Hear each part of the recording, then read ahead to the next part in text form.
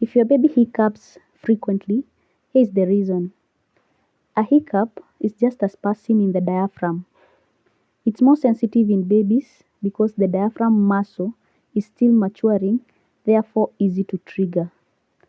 The biggest trigger is feeding. Swallowing air, eating a little fast, or overfeeding leads to pressure on the diaphragm. Most babies can feed and keep right through the hiccup. So, burp your baby during feeds, keep them upright after, and let it pass on its own.